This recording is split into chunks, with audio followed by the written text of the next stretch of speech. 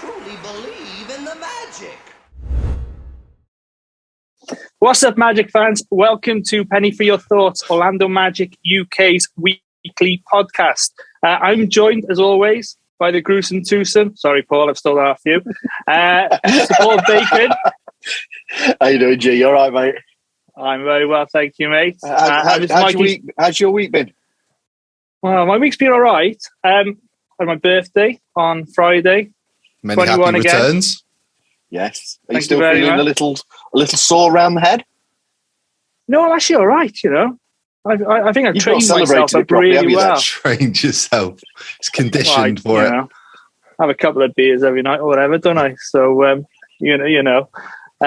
No, so I've had a good birthday, thank you. But, earlier in the week I had a bit of an incident. I was supposed to go and watch The Offspring in Cardiff down the Motorpoint Arena. So there I was, getting ready. So I thought, I normally wear glasses if I'm driving and stuff. I thought I'll put some contact lenses in today because, you know, people might be jumping around. I might get knocked in the face or something because it's a little bit wild down there.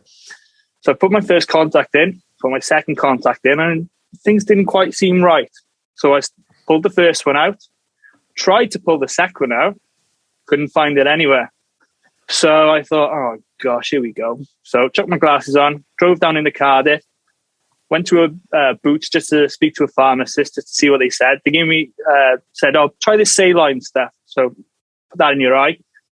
Had a little route around, couldn't find anything. So I went to the pub, had a drink, and the person at Boots said, other pharmacists are available, by the way. They said, oh, if you can't find it, you better go to A&E. So I had a beer. And instead of going to the gig, I went to A&E for 3 hours. Oh, man. I know. So I got home at 11:30 on Tuesday night. So I listened to The Offspring in the car on the way home instead.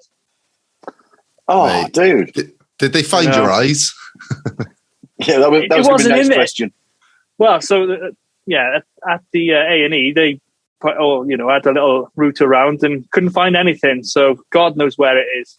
But I had a poke around there and I've lacerated it a bit. So I've got antibiotics in my eyes.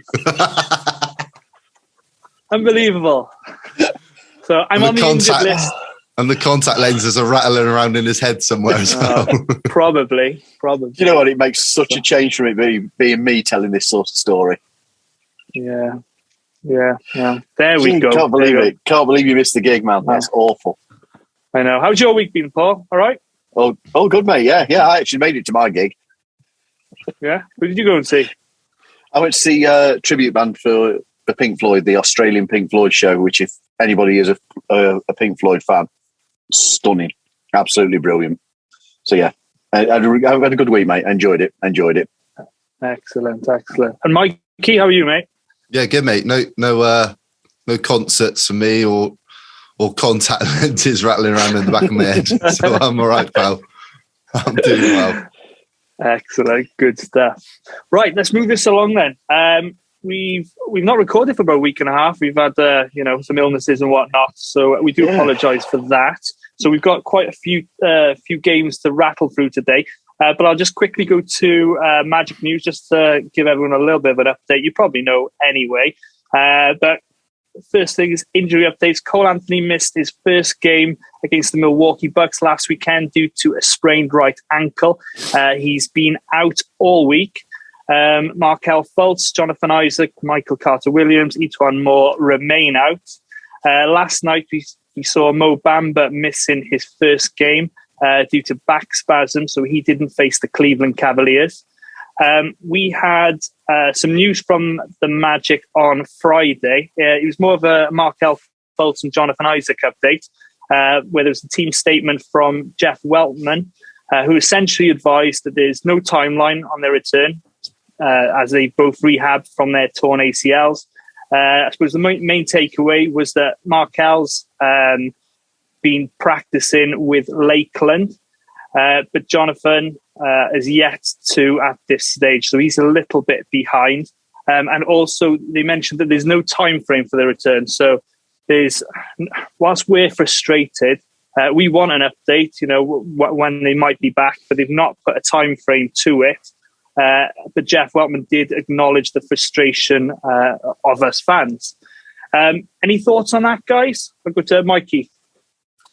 Yeah, I think I feel like the press conference, or not the press conference, but they were interviewed partly because of the ongoing online frustration that a lot of us have been saying, that we want an update. We didn't really get one. It was just a continuation of that they're in the middle of their rehab and things are progressing well.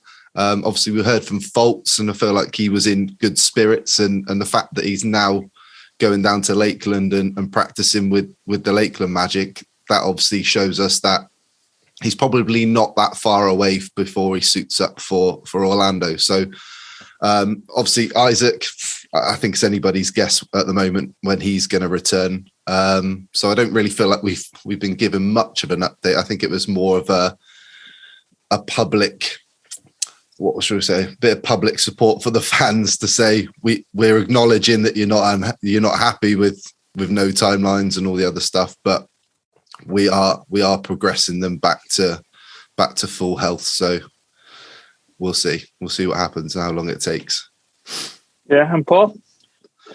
For me, I'm the timeline thing I'm not too worried about overall, but I'm just happy that they've actually come out and said something. I get that they don't want to be committing themselves to Jonathan's coming back on this date, or we expect Jonathan to be back in 5 weeks, 6 weeks, and if things take a lot longer, you've got another set of explanations to give. I get that, that's fine. What I do like to see is them saying Markel is now cleared for contact and is taking part in training activities and on-court activities, including contact with the Lakeland. That's great, because that actually gives me something to know that the team are looking at bringing him back as soon as they can, and that he is progressing, that we are looking at him being able to take part in more basketball activities than he was able to 6 weeks ago. That's all you need. And I think the silence that there's been from the team has certainly had a fans' frustration without any doubt, but has also perhaps put a bit of pressure on the rest of the Magic media and some of the players, because there's bound to be those questions getting posed to them that are they in a position to answer? I don't know. So I think it's a positive move that has probably come about, as Mikey said, as a result of the online frustration that we as fans have, and we have every right to express that frustration, because we pay for tickets, we pay for whatever jerseys and whatever some of the money that's going into the organisation comes from ourselves. So I think we have a right to express some form of frustration, and for the most part, it's been done in a very constructive way on Twitter and Facebook or through various podcasts or whatever. It's been done in a constructive way to the team, saying, be fair, just give us a bit of information. And I think that this was a direct response to that, and more than welcome. Yeah, no, I totally agree with you both there. So on to some news of our own, which Mikey would like to break. Over to you, mate. Would like to break. Just to let everybody that follows us know that we've now added a fourth member to our Orlando Magic UK team. So we've got Connell, who's joined us, who's also a big Liverpool fan as well. So that'll wind Geraint up. But he reached out to us, and you can't have everything, can you? No, and he's going to be helping us. He's going to be helping us with a lot of our social media stuff. So. Like the three of us like Twitter. We've been on Twitter for a long time. That's how we all connected, when we get to know each other. And he's going to help out with Instagram, and we've got a TikTok account now, which we're going to gradually grow up. And we want to continually build upon what we've built already, really. And look, and if anybody's got any sort of positive criticisms or anything else that you feel like you want to see more that we do and the content we put out, then we are more than happy to hear that from everybody that follows us. So absolutely. Because we've got a TikTok account. Does that mean I've got to start doing these dance routines? Flossing, mate. At some point, the three of us have got to get together and start doing some dance moves where it all jolts about and we appear in different shirts every moment. We'll have to run it past Connell. I don't know. It depends if we actually want followers or not, doesn't it? I think there's a thumbs down button on there as well, like YouTube. So, hey, I don't know. Yeah. Oh no, we look forward to bringing him on board. Yeah, go on, Paul. Sorry, mate. And we'll put Connell's Twitter tag name and everything on there as well, so as people can give him a follow. Yeah. And we'll have him on the podcast soon, just to so everybody gets to know him, know his Magic fandom, etc. So it would be great to have a chat with him. So before we get to Mr. David Steele, which I'm sure we're all very excited about, to be speaking to such a Magic legend, I'm just going to run through the Jalen Suggs giveaway that's still ongoing. We're nearly there. And a quick recap of the last week and a half. So, as we know, our friends from official NBA Store EU and Fanatics are giving away an Orlando Magic Jalen Suggs jersey to one lucky winner. Just need to do a couple of things. Subscribe to our YouTube channel. Leave us a comment in the episode where we're looking at the 2021-22 schedule and tell us which Magic player you're most looking forward to watching this season. When we hit 350 followers, I think we're only 7 off now. Then we'll be holding a prize draw and we'll be revealing the winner on a future podcast. So that should be in the next couple of weeks, hopefully. Right. The week that was 0-6, boys. So there's not much to talk about in respect to the games other than some officiating, which we'll get to. So I'll just quickly tell you what the scores were, all right?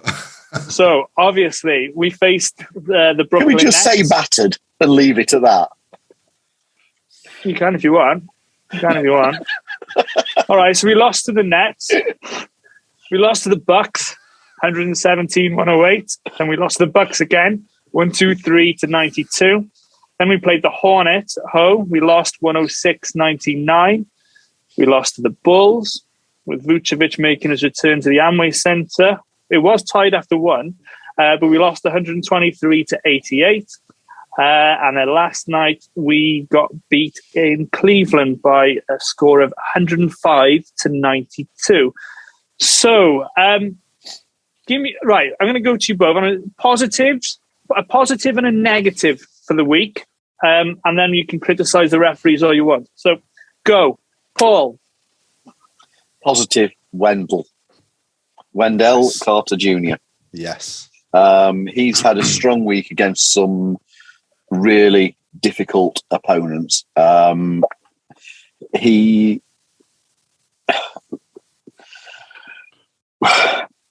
to say about the officiating here first. I can understand how he got tossed last night. His frustration must be at a ridiculous level with the calls and no calls that he is getting. He has been hit repeatedly in the face. Last night we saw his glasses being slapped off. As David Steele said in the commentary, that could have been looked at as a flagrant. As it was a no call. He reacted and gets tossed. By that point, it was lost anyway. But you can't keep getting the phrasing that I've heard is the blood comes from somewhere. When it's it doesn't just happen, and it's getting missed so often. It is beyond a joke now. But Wendell is playing some really, really good basketball. I would actually like to see him given more opportunities to shoot.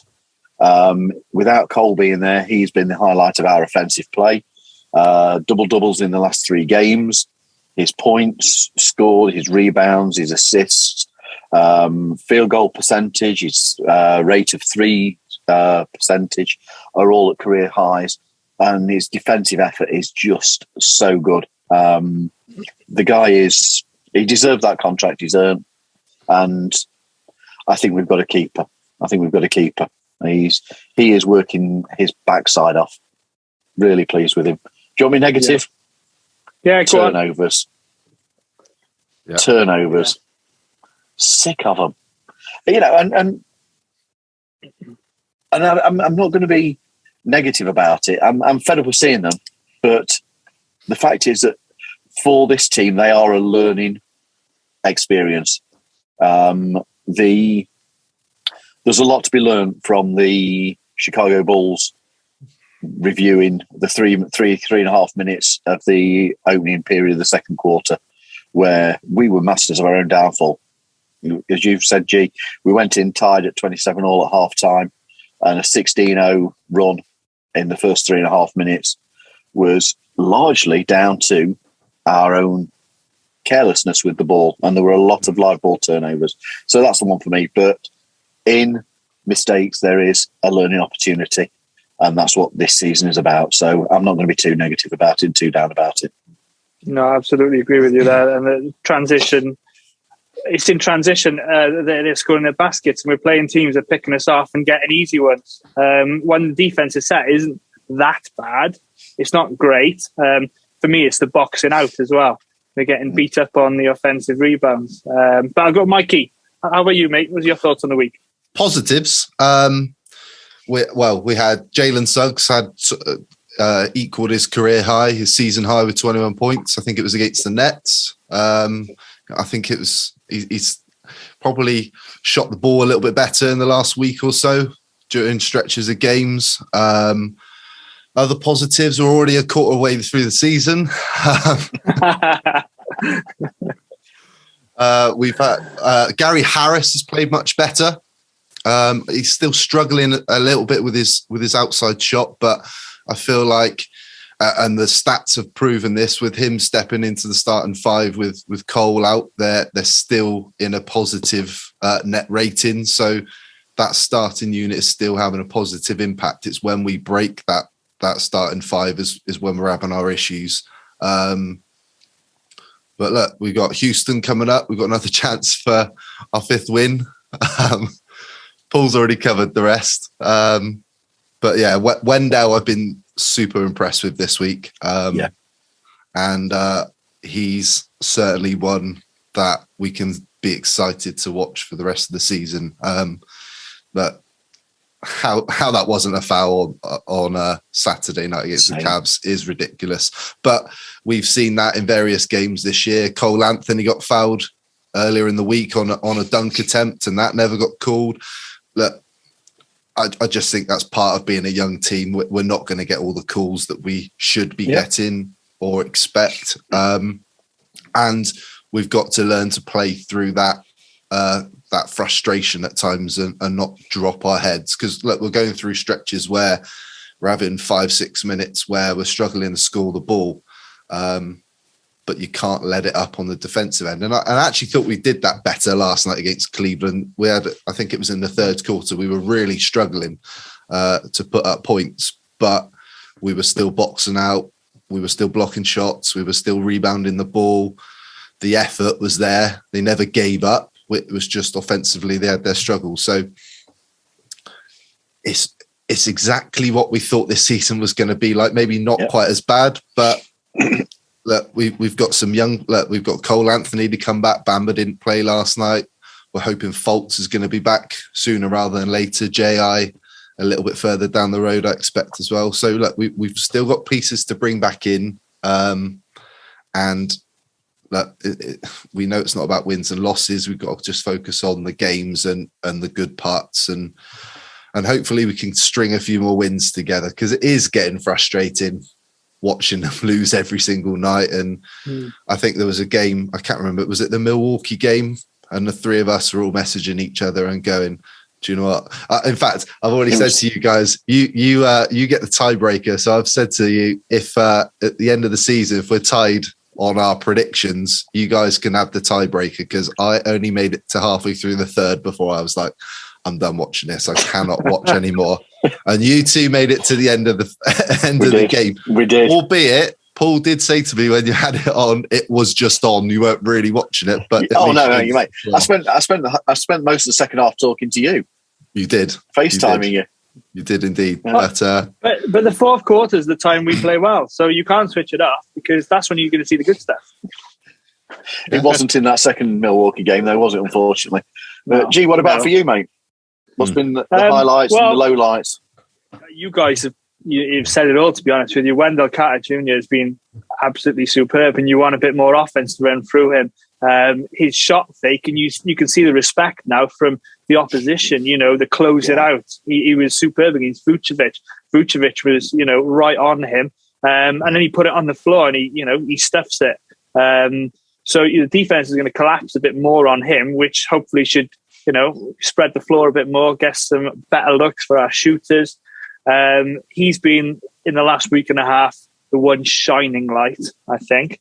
I'm going to say about the officials. Sorry, I have calmed down since that Brooklyn game and the Milwaukee game. Have you copped out? You're actually copping out of your section. No, I'm not. I'm going to tell you. Right now. Oh, that's all right. So that's okay then. I'm not so much on my high horse. I'm just on the floor at the moment. You've now just got a pony.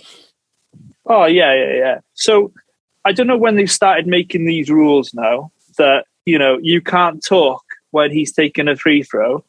I mean, who was it? Giannis missed the free throw and Robin Lopez got told to be quiet and Giannis got to take the free throw again. They were up by probably about 30. Was it Lopez or Wagner? I don't know. Well, Lopez was the one, the following free throw, that was going around telling everyone to shh, even down towards the bench, which I thought was really comical.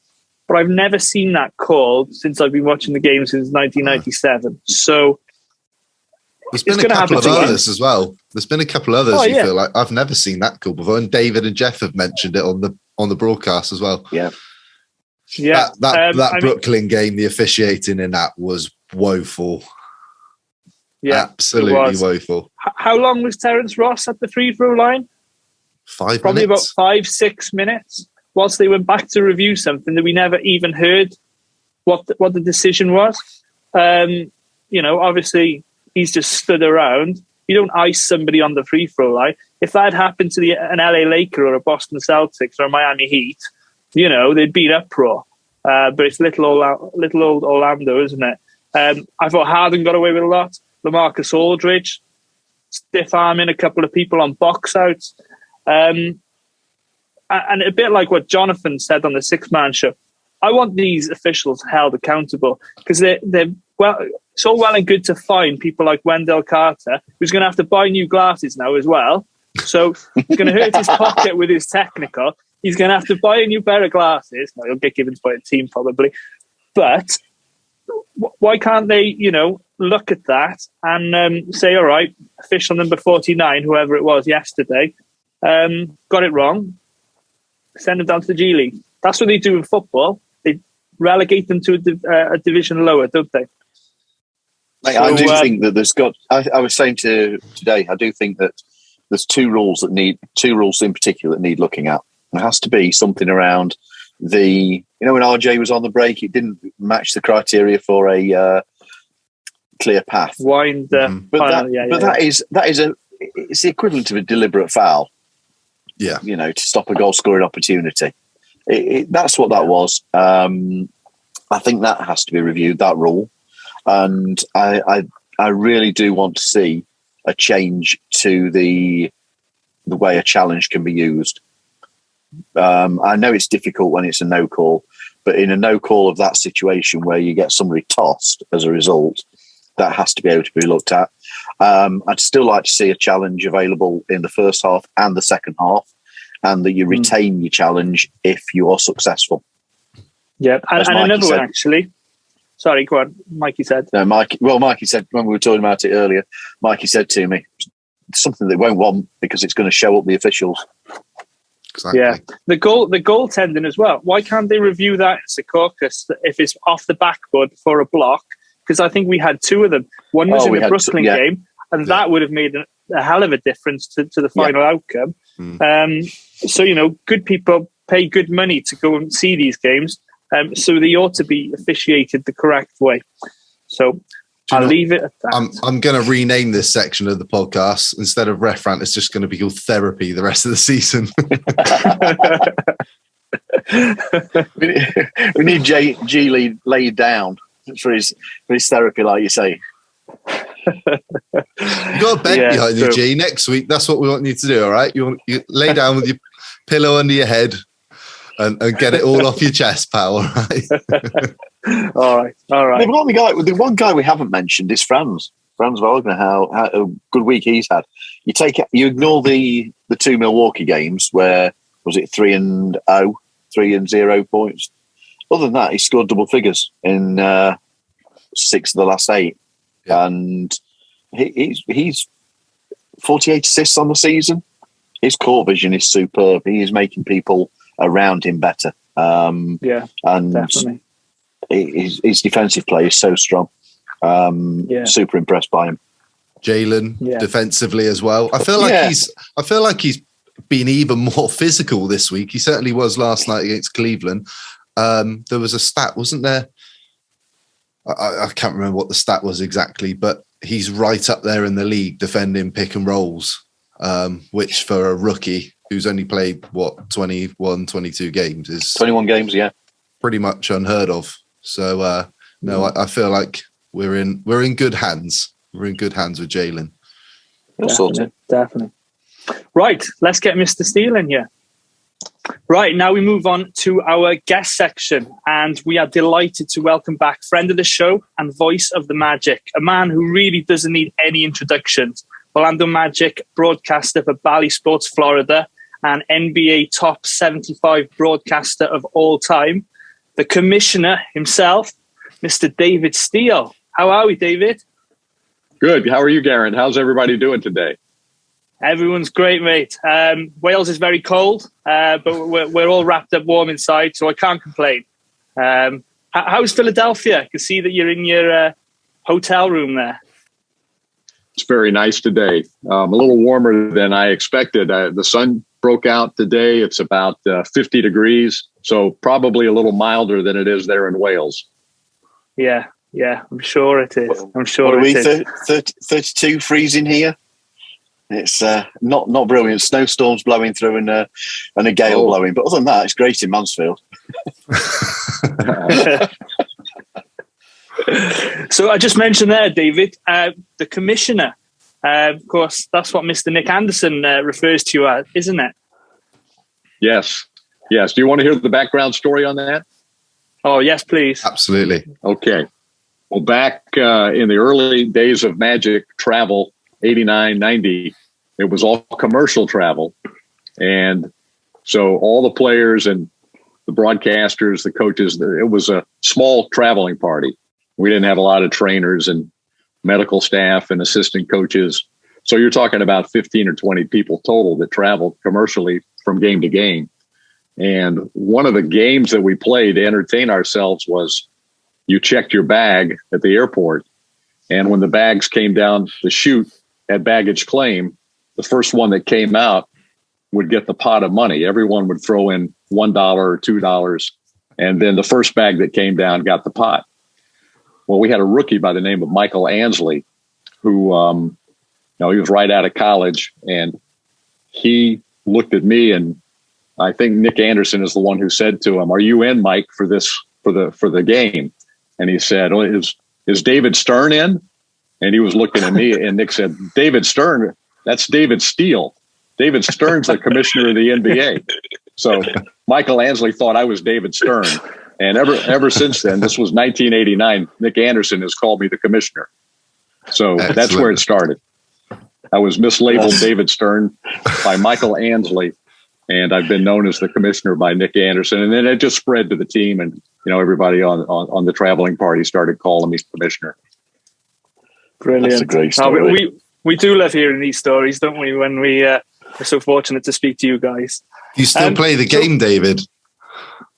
Now we have our private planes, charter planes operated by Delta Airlines, and so the bags, we don't touch them. They're carried off to the plane. They show up at the hotel, and so a lot of things have changed in the last 33 years. That's one of them.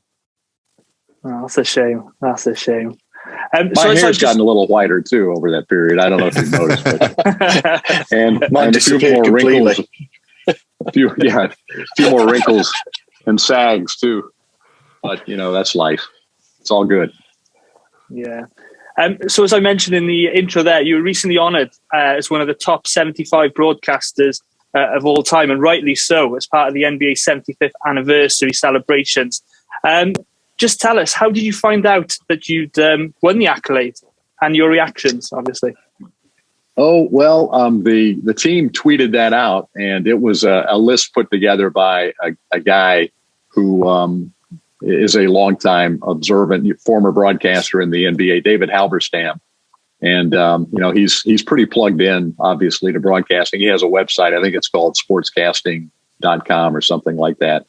But so it was his list. It's not an official list. It's nice. I mean, it was very flattering, and I got a lot of response after the team tweeted that out. But it's just it's nice to be recognized, but not a big deal. I'm not sure if it's anything, Mikey. It's something, but I'm not sure if it's anything. Mikey, that's definite bell. Ding, ding, ding, ding. Yeah, 100%. Awesome. So you've obviously covered, the team for such a long time. And as I mentioned there about the 75th anniversary, 75 players were, of course, honoured. How surprised were you? You've seen a lot of Magic players, some greats, put on the pinstripes. And to see so little of them appear in that 75 list. I know it's subjective, and a couple of the players like T-Mac, Dwight Howard, etc., have said that. But what are your thoughts on that?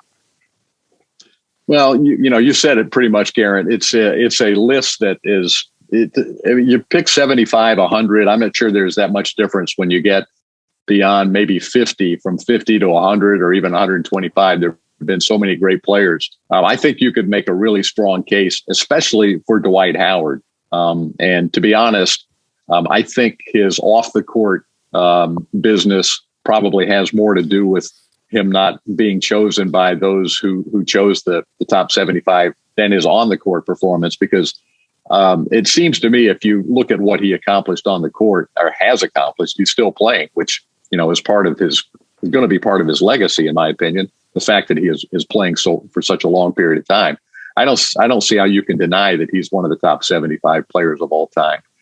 But maybe as we get away from the present time, when things that turn people off about him off the basketball court, and some of it on the basketball court too, when that's in the rearview mirror, maybe he'll get more recognition, the recognition that he deserves. But I certainly think he should have been on there. T-Mac, a great scorer. Didn't get. I don't think T-Mac's teams got out of the first round in Orlando or Houston. That could be a factor in people's minds, as great as he was individually, and just a highlight reel every night. You never knew what T-Mac might do. He was must-see TV, must-see. He was a guy you'd pay good money to go watch in person. He was that good. So you could make an argument for him, but I think Dwight had probably the stronger argument of the former Magic players. Yeah, that's really interesting. David, I want to ask you something about this current squad that we have. As we're watching this rebuild, do you feel that there is anybody within the squad that the Magic would consider is untradeable? And who do you think doesn't necessarily have a long-term future in the rebuild? Paul, I think it's honestly, it's too early to put that kind of label on any of them. I think we need to see more. They're all so young. And as you guys know, the NBA it's a grown man league. It's not a league for young players to be successful in. It takes there's a process to becoming a winning player, and to figure out who's going to help you win, who puts up numbers just for numbers' sake, and who puts up numbers and actually players that don't put up numbers on the stat sheet but help you win games. I think there's a lot to figure out with this group. We have some guys that statistically maybe are not going to be huge number people, but they could be great role players on a winning team. I mean, there's so many factors and moving parts in putting a winning team together in the NBA that I think we're right now, Paul, at the stage where everybody is being analyzed. All the young guys, which ones are going to be the ones that fit what they want to do going forward, and which are not going to be in that group. And I don't think, to be honest, I don't think Jeff Weltman and John Hammond have made any determination on any of those guys for the future. They're in an evaluation process right now. Yeah. I thought in that vein, the stat that came out with last night around Darius Garland and his figures, I think it was Jeff who came out with it about Darius Garland's season figures for his rookie year, how comparable they were with what Jalen Suggs is doing at the moment. I thought it was a really, really interesting stat. When you look how the guy's developed, it's one for the future. It's nice. But he also... Sorry, go on. No, I thought that was great too. I thought Jeff made a great point. And watching Darius Garland last night in Cleveland, he's figured a lot of things out. And then you see him with Jalen on the floor at the same time. And Jalen he's going to be really good. I think he's probably going to be better than Darius Garland, going forward. But right now, Jalen's trying to figure out when to pass, when to shoot. Does he over penetrate? Does he keep his dribble alive? Does he, there's so many things when you're a primary ball handler in the NBA. And Darius Garland didn't make those mistakes last night, but 2 years ago he did. You couldn't win with Darius Garland 2 years ago. He made too many mistakes. You make a number of mistakes in an NBA game, and that's the difference in winning and losing. When you have 3 or 4 young guys that are just learning and making those kinds of mistakes, it's really hard to win games. So you look at Darius Garland and you think about what Jalen Suggs is going to be. That's exciting. It's frustrating for us fans right now, but we have to understand what this whole thing is going to look like, and that's where we are right now. Yeah, I absolutely agree. The other thing I wanted to, in the week that we had Vooch return to the Amway, looking back at those trades that we had in March, how do you think we fared with where things are now? With obviously Vooch for Wendell and what turned into Franz, and AG being RJ and Gary Harris. Mm-hmm. Yeah, I'm really happy with what Jeff Weltman, John Hammond were able to pull back in return. I hadn't seen very much of Wendell. He's a young guy. We've only seen him a handful of times in person, but he's been much better than I thought, than I anticipated.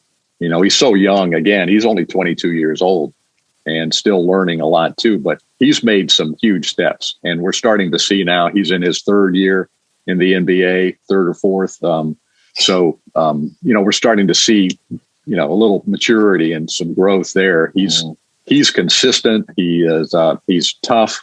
He's aggressive. He's smart. He has a great feel for the game. He's got the size, obviously, and the strength to be a factor in there. So I really like what I'm seeing there. Jeff and I talk about it all the time. He reminds us of Horace Grant back in Horace's, in his prime. He was a tough defender, smart, could knock down a mid-range shot. And Horace could have shot threes if the NBA had been, 3-point shooting crazy as it is today. He would have been a guy that would have stretched his game out to the 3-point line. And Wendell has been able to do that very easily because he just got good shooting mechanics. So, yeah, I think we've got a great one there. RJ is still, he still has so much to learn. He's just a tremendous athlete. He's got great speed. He can obviously get where he wants to go on the floor. It's sort of like Jalen. You got to figure out, when to shoot, when to pass. All those things that young players have to figure out. But he's 20 years old, and he's got a chance to be very good too. So I'm excited about him. Gary, when he's on the floor, you might not see the numbers; they don't reflect his value, but you will notice, I think, that things just operate a little more smoothly when Gary Harris is on the floor with the other whatever four he's on the floor with. So he just knows where he's supposed to be, and he's solid defensively. And, I think he can shoot the ball better than we've seen. I think he will, but he's had a few nagging injuries. But just a good, solid pro. I don't know if he's in the future plans or not. That would be a question for the folks up above. But right now he's solid. And then you've got Franz Wagner is better than I don't think anybody saw what was coming. Well, I tell you who did see it was Jeff Weltman. We knew weeks before the draft that our guys loved Franz Wagner. And to be honest, I hadn't seen enough of him to really get it. But watching him play now, I get it. He's really good. He's already just a solid NBA player. And at 20 years of age and only 1 year of college basketball, it's at a high level. It's exciting to think about what he could be. I mean, I wouldn't put a ceiling on either Suggs or Franz right now, because I think they both have such great potential, and you just don't know how hard players are going to work. You don't know how much heart they have until you get around them. And both those guys are ferocious competitors, both Franz and Jalen. But anyhow, back to the trade. So you got Wendell and Franz for Vooch, who I love. I love Vooch. Yeah, he's two-time All-Star. I hated to see him go, but given the trajectory of the franchise and what our goals are, this is a better fit, and he's a better fit in Chicago for where they are right now. So, it worked out for everybody. And then we have Chicago's first-round pick, top 4 protected in 2023, and I'm sure they're not going to be, they're not going to be a team that gets 1, 2, 3, or 4, most likely. So we're going to get another good first-round pick in that trade. And then we have Denver's, I believe it's top 4 protected, and I believe it's 2025. So, there's the 2 years after the Chicago pick, I believe. So, that's in the future. We'll see what happens. I remember the Penny Hardaway trade back in '93. That haul, we had Chris Webber. We traded for Penny Hardaway and got a number of picks. One of those picks I think it was 3, but one of them the last one wound up being conveyed in 2000, and it was Mike Miller. That was one of the picks from 7 years earlier from Penny Hardaway. So we got Penny Hardaway, paired him with Shaquille O'Neal beautifully for a run to the NBA championship. And then 3 years after those guys are gone, that trade still gives you Mike Miller, who was the rookie of the year in 2000. So, we could look back in 10 years and say, oh, that, the Aaron Gordon trade gave us this guy, or the Vucevic trade gave us a player who's now an NBA All-Star. So, those things are to be determined. Absolutely.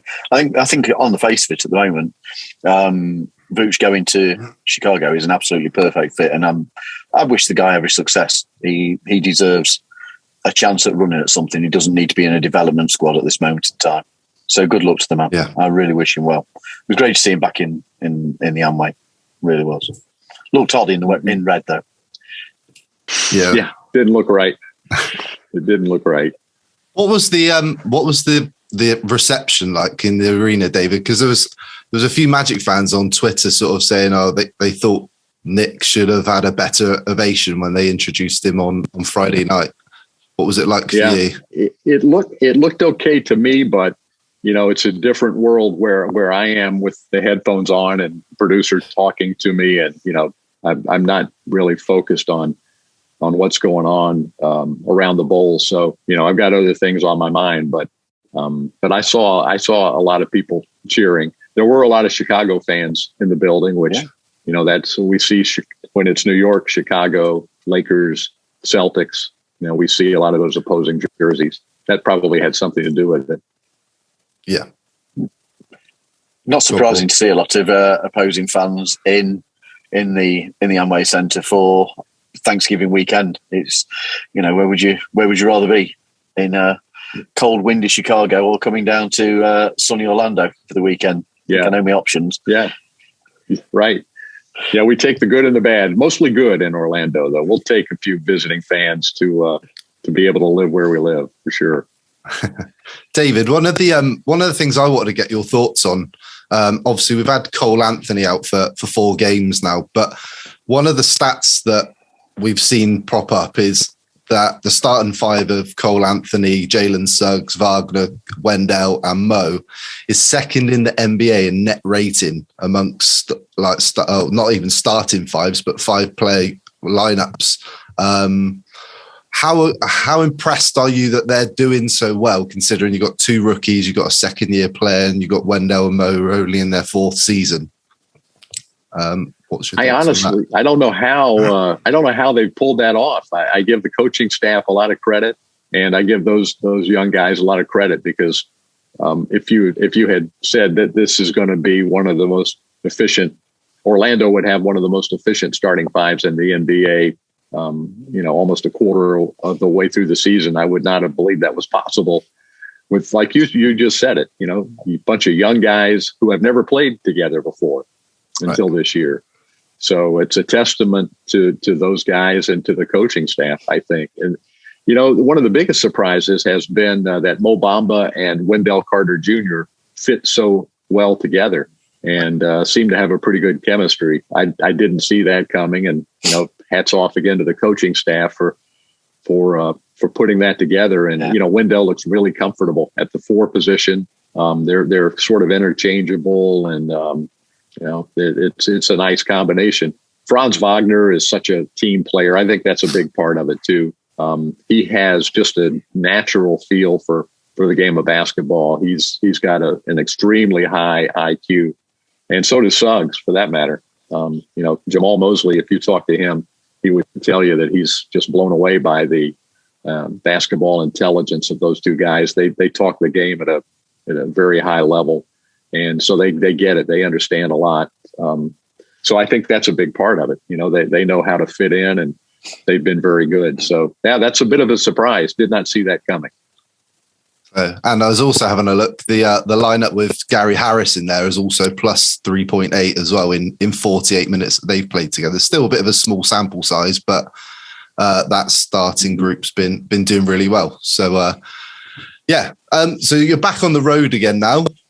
Back in hotel rooms and getting back into your hotel room at 3:30 in the morning, as you told us before we started recording.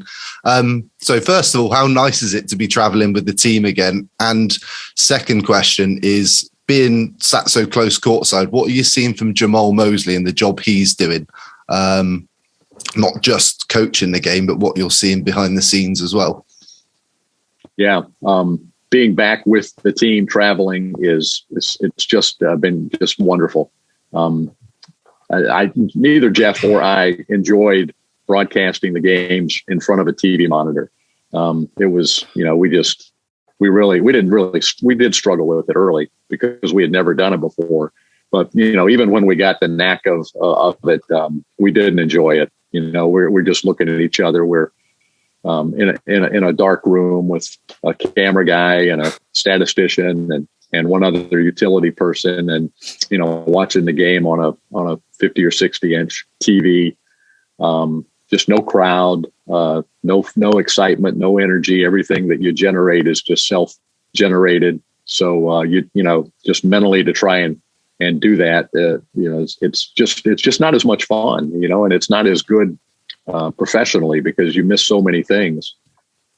Just your ability, little things that I didn't even think about, and I just took for granted. Just looking around the arena and seeing faces and emotions and that are not on camera. You can't see it because the camera is not showing it to you if you're in a studio with a monitor. But just the ability to look around the arena and pick up little things here and there makes all the difference in the world. Not to mention the energy from the crowd and all of that as well. So. I did like being home in 5 or 10 minutes after the games ended on the West Coast, but it's not an even trade-off. I would rather, if you're going to do the job, then the way to do the job is from the site. So I'm glad to be back.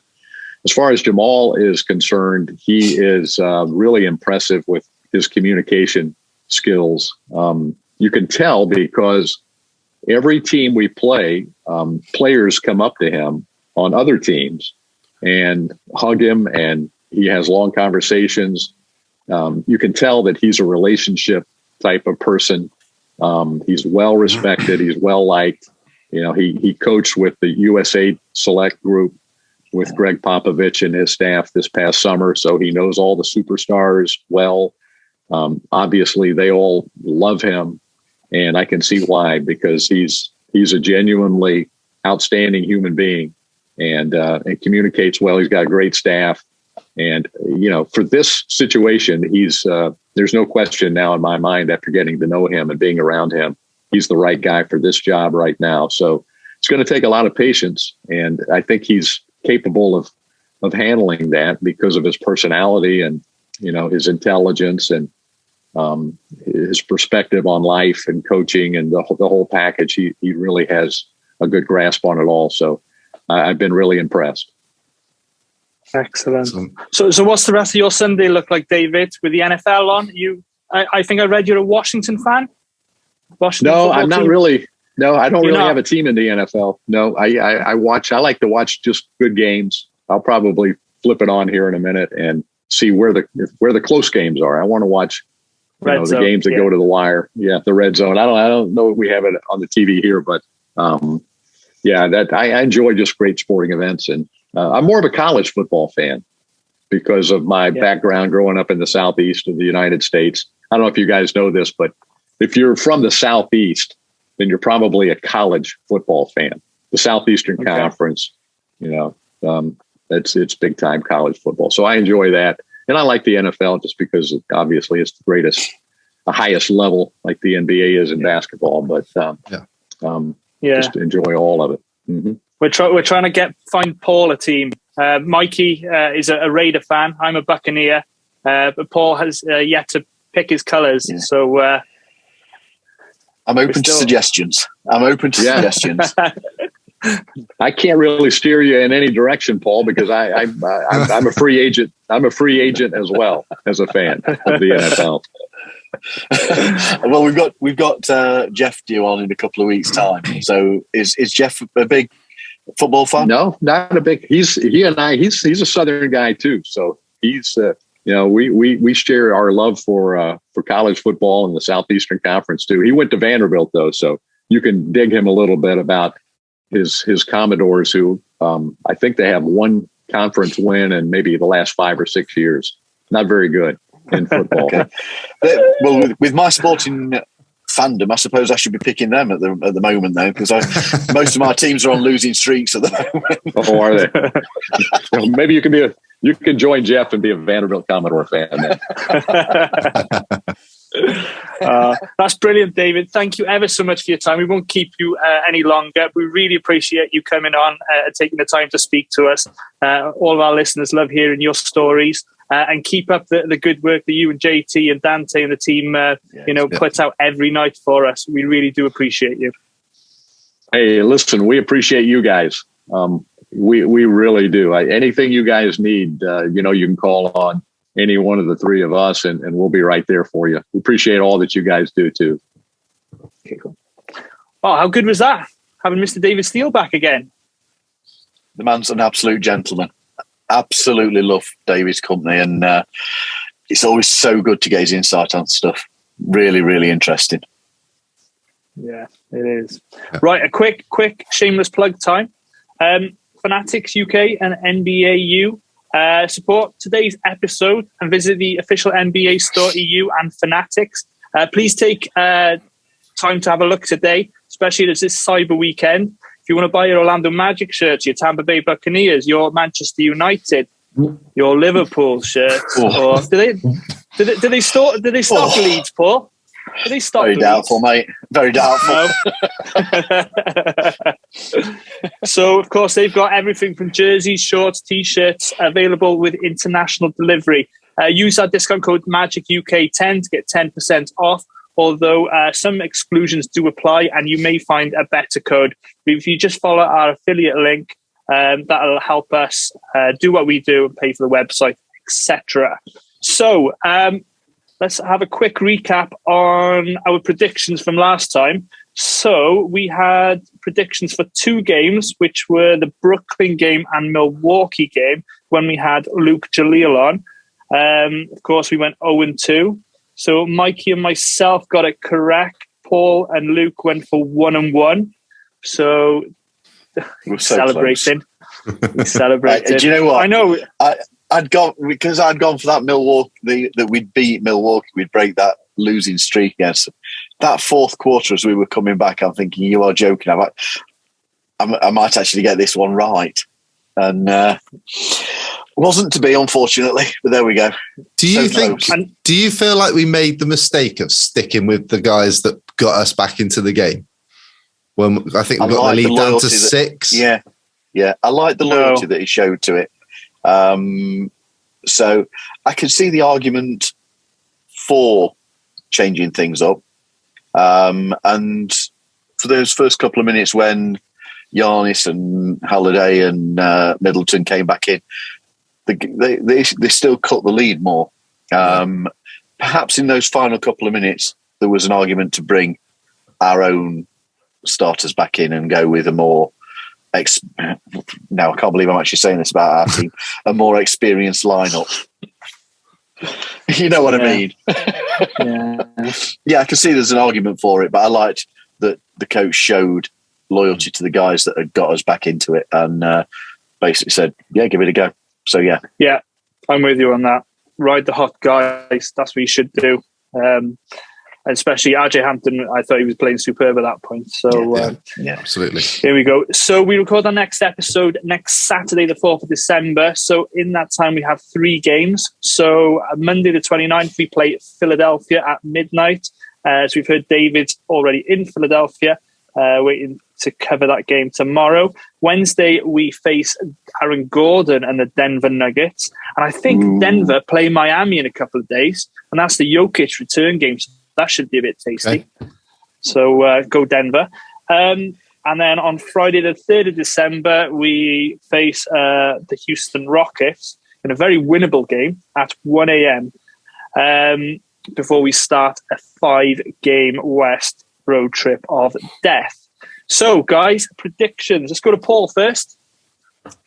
Okay, mate. I don't see us winning in Philly. I don't see us beating Denver. Although, once Jimmy Butler has gone beating up everybody on the Denver team, because he's suspension in play. Yeah, we might end up with most of the Denver team out in A&E at Miami Hospital. So you never know, we might be facing their G League team. Because I know you're a big fan of Jimmy Buckets, aren't you, mate? The fake tough guy. Yeah, that's it. Fake tough guy. That's him. They'll all be waiting in the locker room for everybody to come and play nicely, no doubt. So no, mate, I don't think we beat Philly or Denver. The Rockets, yeah, I think we win. I'm going 2-1. 1-2. 1-2. 1-2, mate. I'm going 2-1. I'm going 2-1 this week. We've got on paper, if we're going to win this week, these are the 3 that we might be able to nick some wins against. You got Philly, who are only 10-10, and they've lost 2 in a row. Oh, hard to be only 10-10. And it's only in Philadelphia, though. They're 4-5 at home, so they haven't been quite as good at home. But I'm with Paul. I don't think we beat Philly. Denver, surprisingly, are 9-10, and they have not been good on the road this year. They're only 2-6. So I'm going to say we beat the Denver Nuggets because we all want to beat Aaron Gordon in his return on I think it's Wednesday, or was it Friday? Wednesday, sorry, that one. That's the Wednesday, 1st of December, mate. Yeah. And the Rockets, I mean, come on. We've got to beat Houston. I mean, I know we haven't been great, but if we can get Cole Anthony back and Bamba, and hopefully Terrence Ross gets rid of his back spasms by then as well, I think we've got enough firepower to beat the Houston Rockets as well. And with that, is it a 5 or 6 game road trip coming up out west with the Lakers, Clippers, and Golden State? And Golden State. Then that Rockets game might just be one that we've got to win before it might get even more ugly. So yeah, I'm going to go 2-1, and we beat Denver and Houston this week. Okay, I do like that, and you've nearly convinced me, mate. Especially with Denver, but I will stick with my gut. Unfortunately, I'll go 1-2, beating Houston. Houston are on a 2-game winning streak, by the way, guys. Yeah, I was really surprised to see what they did to the Chicago Bulls. That was a real surprise. Yeah, I know. Hi, Jimmy Zink. Yeah. I think it all hinges on getting players back healthy, though, this week, doesn't it? 100%. Yeah, if you're going to win games, you need Cole back. We need Cole in there. Yeah. This is if Cole comes back, then you can see the games being a lot closer. And if we can get Mo back, you can see the games being a lot closer, because they've both been very, very important for us this season. Yeah, they have.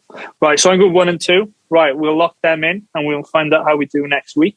Let's get a quick magic quiz in there, right? Because we know Paul is chomping at the bit. So ready. I'm ready. I'm on a roll. Right, I'm on a roll recently. Right. Starting lineups for the Magic. Okay, I want you to name the last 3 years the starting lineups. So no looking on your computer, Mikey. We'll see ESPN open up and the video play. No typing going on here. Let's go with this year, feet, though, mate. Between you two, I want you to tell me the starting lineup from this season. So this season. So go back and forth. Yeah. Okay. So Jalen Suggs is there.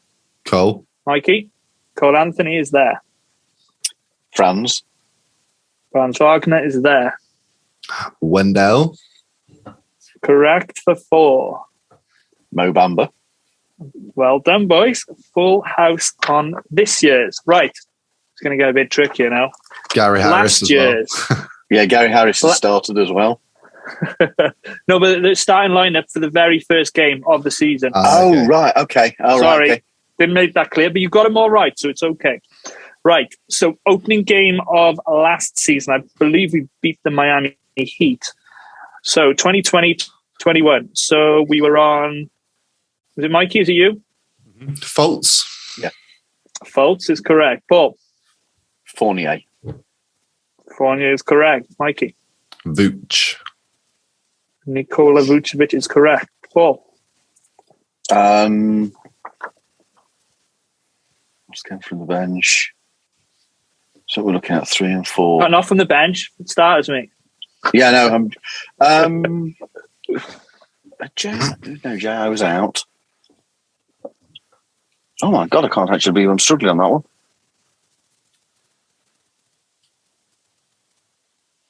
A clue? I cannot believe I've gone blank on this, mate. But I have. AG. Oh, yeah, I AG, forgot that, man. Yeah, I forgot about him. And I think the other one, James Ennis. It wasn't James Ennis, but it's a family member of Paul's. Oh. Was it Dwayne? Was it cousin? Dwayne Bacon. Cousin Dwayne. Do you know what? I wouldn't have gone for him. No, I can't believe I forgot AG. I know. I went down the rabbit hole and I thought, oh, that's an interesting one. So, a last one, 2019-2020. And Paul may have been in the building for this one. Are you there for the opening night? Not opening night, mate. No. No, okay. All right. No, not opening night. Okay. So 2019-20. I'll let either of you kick it off. So we'll go with Vooch, obviously. Mm-hmm. Yeah. J.I. is correct. Yeah. DJ Augustine, Paul's favourite player. Love him. Evan Fournier, Mikey's favourite player. So we just one missing. You're missing one. Aaron. No, we'll go with AG again. Aaron Gordon rounds it off. So yeah, well done. Nice and easy that one, boys. On a roll, Paul. Like that one. Yeah. Can't believe I forgot AG for 2019-20 then.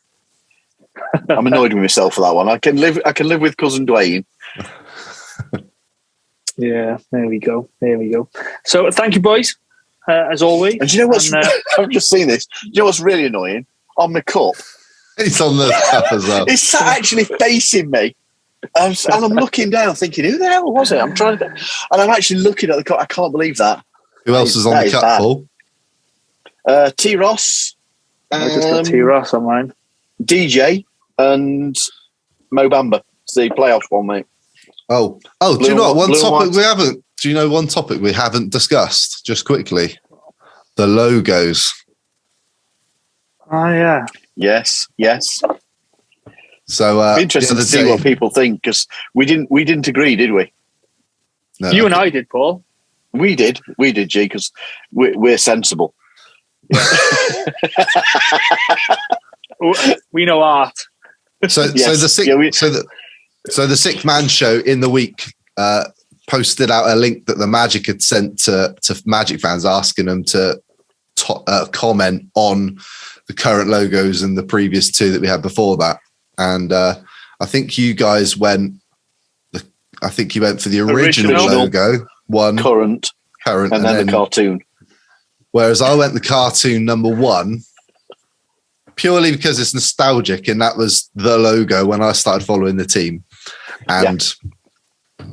But I still think the classic, the original, is the best. But I went number one just because of the nostalgia.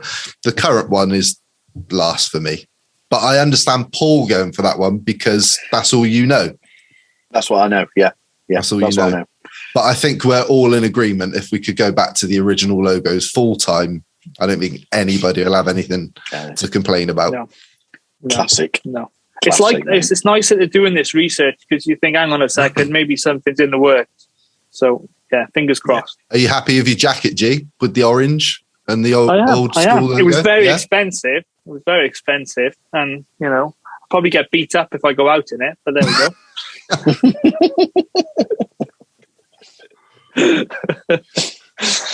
Yeah, but no, there we go. No, I'm very happy with it. Thank you. So, right. So, thank you, boys, for joining as always. Pleasure, mate. So, thank you to everybody for watching and listening. Please subscribe to the podcast and hit the notification button as not to miss any future episodes. You can find all of our links in the podcast description and also on our website, orlandomagic.uk.com. Leave your comments and questions. We love hearing from you.